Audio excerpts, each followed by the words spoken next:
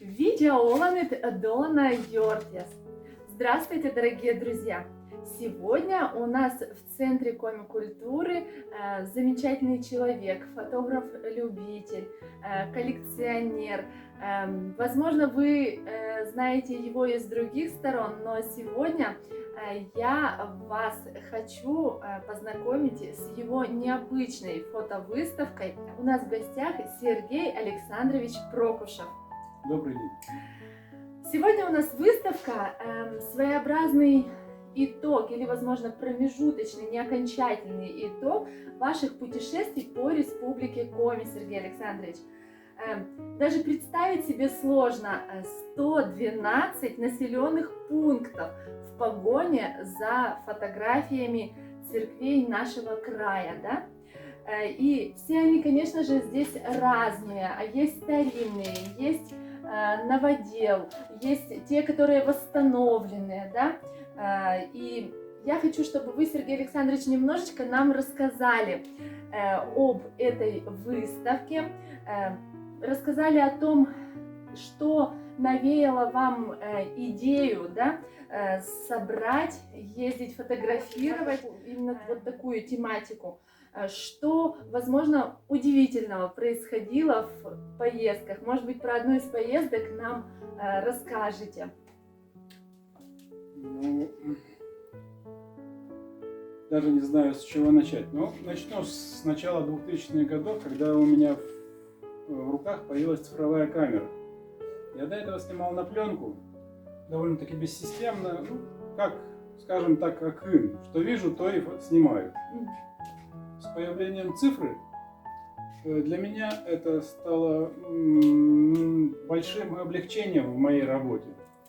А когда мне в руки попал историко-культурный атлас Республики Коми в начале 2000-х, и перелистывая его, я увидел церкви, которые там были сфотографированы для этого атласа. И мне самому захотелось воочию увидеть, что сейчас они из себя представляют. В детстве, как многие, наверное, увлекался коллекционированием всего, но я решил, что моя коллекция всего должна пополниться еще фотографиями церквей. Мне это стало интересно. Я выбирал церкви, которые там опубликованы, и куда мог, на своем транспорте добирался до них. Когда в командировках, когда специально ездил. Вот объехал половину Республики Коми, ну, южную часть и среднюю часть. Все церкви, которые здесь представлены, они,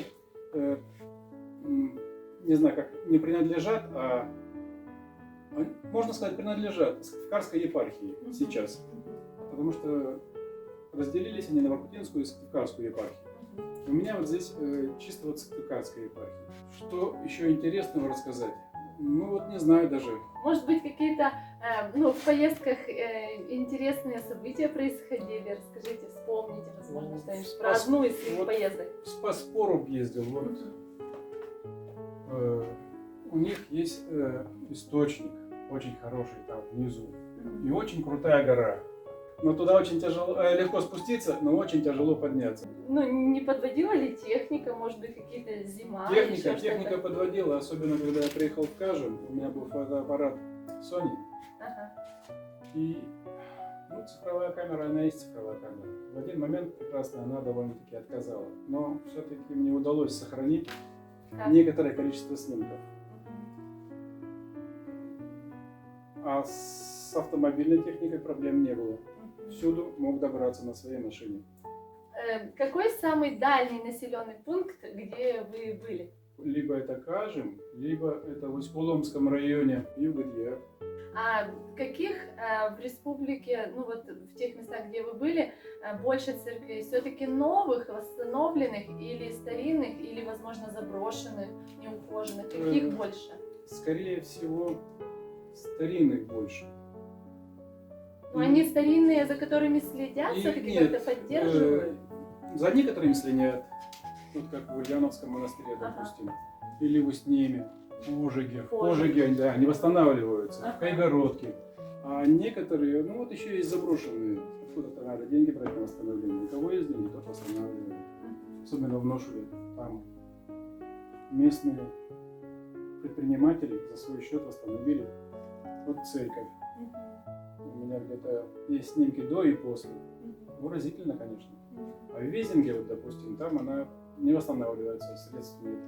Хотя, казалось бы, да, Ношуль населенный пункт меньше, чем Визинга, да? Ну, там, да, но там люди более предприимчивые, наверное. Сергей Александрович, как думаете, что является изюминкой вот ваших работ? Изюминкой моих работ является их количество. Их количество. Ну и в достаточной мере качество. Вот я бы хотел еще съездить на север, но вот сейчас вот дороги сделают туда, может буду ездить еще и на север. До туда я не добрался. То есть 112 населенных пунктов, это еще, дорогие друзья, далеко не окончание Не всех. предел. Да, не предел, да. Я снимаю чисто архитектуру этих зданий. Немножко вот когда пейзаж позволяет, вместе с пейзажем, вот как в Кажеме, да, или вот в Ибу, в деревне Березник. Но в основном меня интересуют сами строения, как таковые. В каком состоянии они, как они выполнены.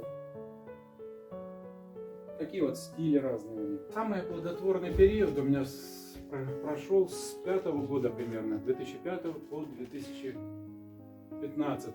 Большинство снимков, которые вот здесь представлены, они сделаны в этот период.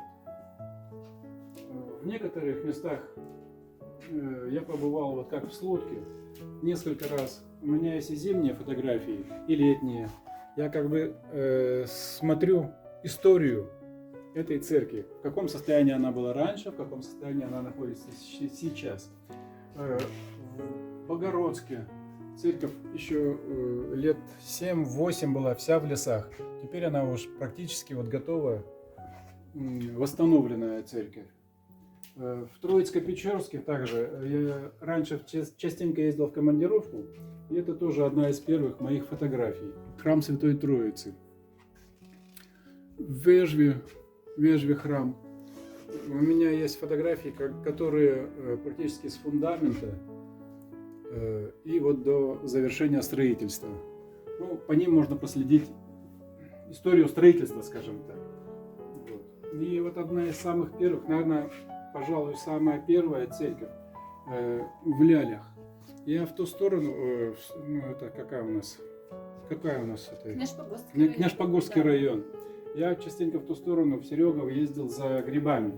И проезжая по дороге, она как раз с трассы видна. Мне как-то захотелось заехать посмотреть, что это за церковь. Я заехал, сфотографировал. Во многом это все получилось случайно. Композицию я не выстраивал. Просто щелкнул так, как считал нужным. Но показал себя на работе. Она понравилась моему начальнику. Он попросил сделать фотографию для поздравления своего друга. Вот практически, наверное, вот с этой церкви у меня все пошло фотографирование всех остальных. То есть это какой год был? Это сейчас, чтобы не соврать, 2004. Да, 2004 год. Ну, вы С 2005 у меня начались практически регулярные поездки, а до этого я снимал от случая к случаю, так для украшения пейзажа. У меня еще есть мысль на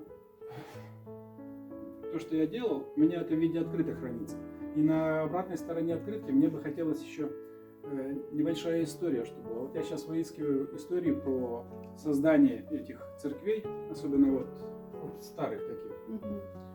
И на обратной стороне открытки у меня будет напечатана ее история. И история села, в котором она находится. Ну вот, например, церковь в Тулье.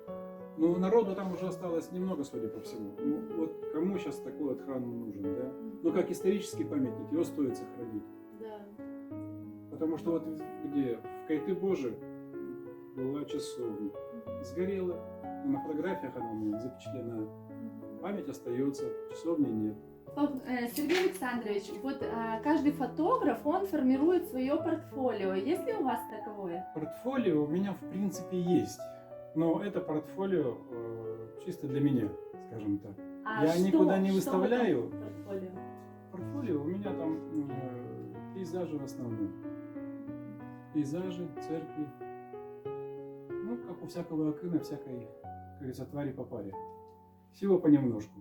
А чем бы вы хотели, возможно, дополнить это портфолио? Может быть, что-то интересное еще бы хотели? Меня представить? пока все устраивает. Поэтому как бы буду продолжать фотографировать церкви. Сергей Александрович, мы много сегодня получили информации о вас и от вас по этой выставке. Что бы вы хотели пожелать нашим зрителям? Любите родной край, интересуйтесь его историей, будьте здоровы. Самое главное. Самое главное в наше непростое время.